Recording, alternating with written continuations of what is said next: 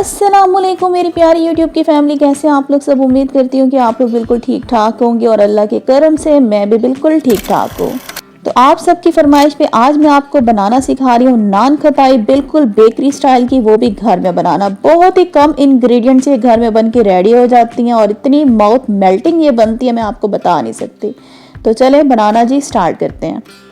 तो सबसे पहले आपने एक बड़ा बाउल लेना है, उसके अंदर हम डालेंगे पाउडर शुगर, तकरीबन 1 कप ले लिया। घर की चीनी लेके उसे ग्राइंडर में पीस लीजिएगा, पाउडर शुगर रेडी हो जाएगी। तो ये मैंने ले लिया घी, ऑयल का इस्तेमाल नहीं करेंगे इस रेसिपी में। घी ले लें, घी को आपने पहले मेल्ट करना है चूल्हे पे और उसको आपने रूम टेम्परेचर पे जमने के लिए छोड़ देना है। जब वो जम जाएगा उसके बाद फिर आप यूज़ करेंगे।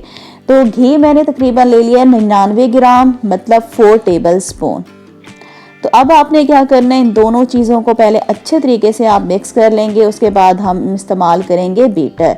तो पहले इसको इस तरीके से मिक्स करने का मकसद ये, अगर आप डायरेक्ट बीटर से बीट करेंगे तो फिर ये चीनी जो है वो उड़ेगी। दोनों चीज़ों को हमने मिक्स कर लिया और अब हम करेंगे बीटर इस्तेमाल। तो बीटर से आपने क्या करना है, इसको बीट करना है। तकरीबन मैं इसको 4 से 5 मिनट अच्छे तरीके से बीटर से बीट करूँगी, हाई स्पीड पे, जब तक कि इसका मिक्सचर बिल्कुल क्रीमी नहीं हो जाता। तो ये देखें जी, इसको मुझे बीट करते हुए तकरीबन 5 मिनट हो चुके हैं। आप देख सकते हैं इसका मिक्सचर बिल्कुल क्रीमी हो चुका है। तो बस मज़ीद मैं इसे 2 मिनट और बीट करूँगी, तकरीबन 6 से 7 मिनट जो है आपने इसको बीट करना होगा। और एक बात मैं आपको फिर से बता देती हूँ, घी को आप डायरेक्ट इसमें यूज़ नहीं करेंगे। घी को आपने पहले चूल्हे पे मेल्ट करना होगा, उसे रूम टेम्परेचर पे छोड़ देंगे। जब वो जम जाएगा उसके बाद ही फिर आपने इस रेसिपी में घी को यूज़ करना होगा। अगर आप डायरेक्ट ऐसे ही घी को यूज़ कर लेंगे तो आपकी रेसिपी जो है वो फेल हो जाएगी, नान खटाई ठीक नहीं बनेगी। तो बस जी 6 से 7 मिनट मैंने इसको अच्छी तरीके से मिक्स किया और ये देखें हमारा मिक्सचर देखें बिल्कुल इसी तरीके से क्रीमी होना चाहिए। और अब इसमें हम डालेंगे बेसन 3 टेबल स्पून, मैदा इसमें जाएगा 115 ग्राम, मतलब 12 टेबल स्पून। बेकिंग पाउडर मैं इसमें डालूंगी 1 टीस्पून। बेकिंग सोडा इसमें जाएगा 1/4 टीस्पून। इलायची का पाउडर इसमें जाएगा 1 टीस्पून। तो बस जी इतने से इंग्रेडिएंट्स जो हैं इस रेसिपी में यूज़ होंगे। इसके बाद आपने चम्मच को हटा देना है। चम्मच का जो काम है ना बिल्कुल ख़त्म हो चुका है। अब आपने हाथों का इस्तेमाल करना है। हाथों को अच्छे तरीके से वॉश कर लीजिएगा और अब आपने क्या करना है, सारी चीज़ों को हाथों की मदद से अच्छे तरीके से मिक्स करना है। तो मैं इसको अच्छे तरीके से मिक्स करूँगी, तब तक मैं मिक्स करूँगी जब तक कि ये जो हमारा मिक्सचर है डो की शक्ल इख्तियार नहीं कर जाता। तो इस मिक्सचर से ये देखें जी डो बनना स्टार्ट हो चुकी है। तो इसका मतलब है कि हमारी डो बन के रेडी हो चुकी है। इसको इसी तरीके से हम 5 मिनट के लिए किचन में छोड़ देंगे। और ये ले लिए जी हमने बेकिंग ट्रे, इसके अंदर जी हम अपनी नान खटाई को बेक करेंगे। तो सबसे पहले आपने क्या करना है, कोई सी भी जो भी बेकिंग ट्रे लेंगे उसको आपने अच्छी तरीके से ऑयल से, घी से या बटर से इसको ग्रीस करना होगा। 5 मिनट के बाद आपने थोड़ी सी डो लेनी है और हाथों से उसको इस तरीके से प्रेस करेंगे। प्रेस करने के बाद इसको हम शेप देंगे एक बॉल की।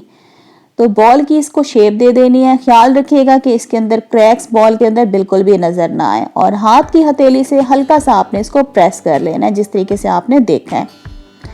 तो ये देखें जी एक नान खटाई बन गई है और इसी तरीके से हम क्या करेंगे, सारी नान खटाइयाँ जल्दी से बना लेते हैं।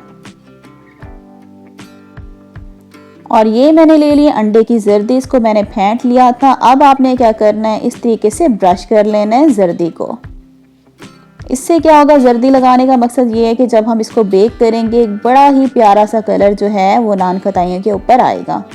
अगर जर्दी नहीं लगानी तो आप इसके ऊपर दूध भी ब्रश कर सकते हैं। और इसके बाद ये मैंने कटे हुए बादाम ले लिए हैं। कटे हुए बादाम आपने इस तरीके से ऊपर लगाते जाना है, हल्का सा प्रेस करते जाइएगा ताकि हमारे बादाम जो हैं जर्दी के साथ चिपक जाएं।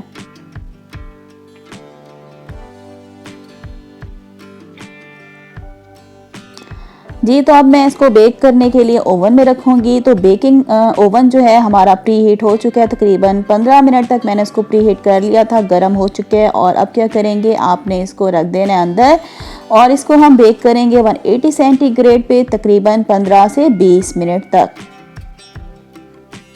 तो चलें जी अब इंतज़ार करते हैं कि हमारी नान खटाइयाँ कब तक बेक होती हैं।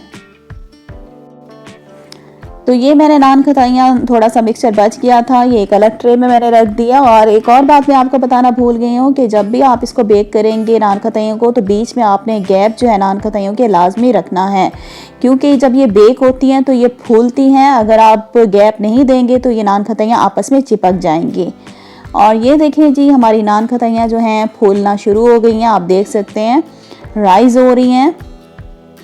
तो तकरीबन जी 20 मिनट के बाद जी मैंने अपना ओवन खोल दिया और माशाल्लाह से ये देखें जी रिज़ल्ट आप लोगों के सामने है। बिल्कुल परफेक्टली हमारी जो नान खताइयाँ बेक हो चुकी हैं। तो बस जी अब आपने क्या करना है, इनको बाहर निकाल लेना और इनको करेंगे हम अच्छे तरीके से ठंडा।